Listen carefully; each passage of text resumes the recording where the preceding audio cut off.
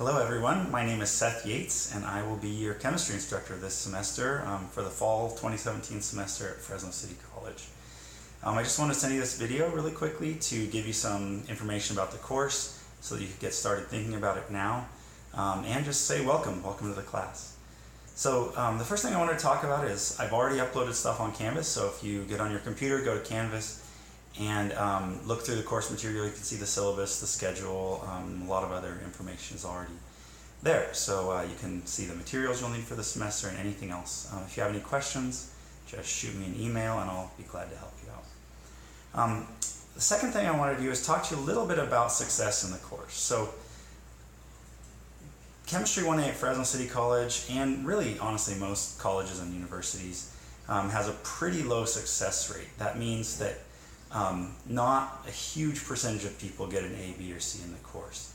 For us at Fresno City College, it's usually about half. There's colleges that are a little better, colleges that are a little worse. I've had sections that are much better, sections that are a little worse. But it usually hovers around half. About half students will get an A, B, or C, and then half the students will get a D, F, or drop.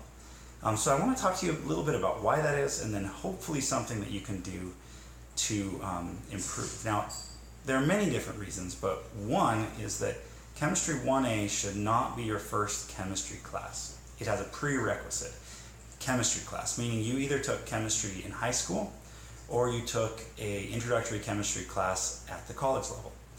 So what I found is that many times that high school class, maybe 10 years ago, or maybe you didn't really understand it very well, but you were able to do some extra work and pass. But people don't remember what they studied at that point. So when they come into our class in Chemistry 1A,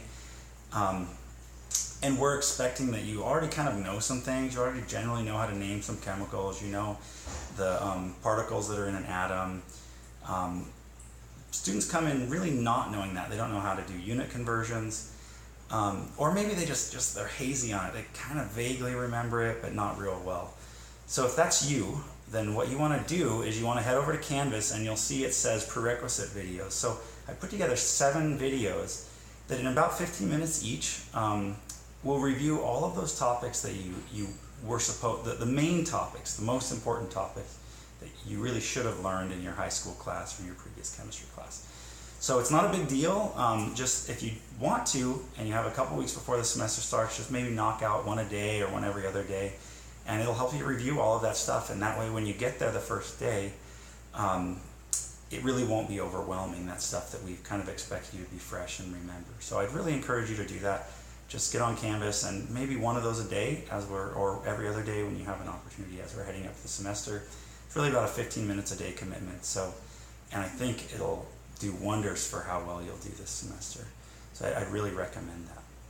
And that kind of leads well to my last point, which is actually just one piece of advice that I'd like to give you. So I think a lot about this. What would I tell a student to beat that trend, that you could do best to really succeed and do really well in the course?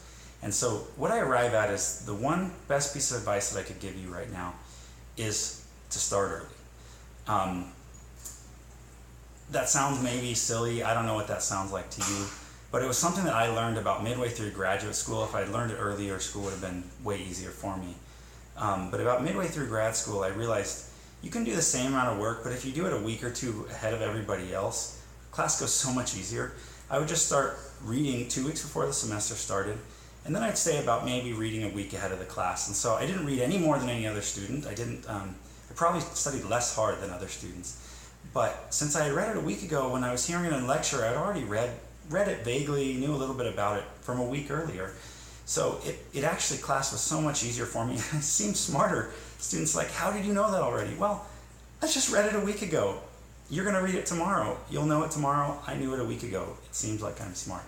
And that's really the absolute best advice I could give you, really in all of your classes, but especially in these classes like Chemistry 1A that are traditionally really tough for people, is just start early. So with that, I don't want to take up any more of your time. I'll go ahead and say goodbye for now, and I hope to see you at the beginning of the semester, and we'll have a great semester. See you then.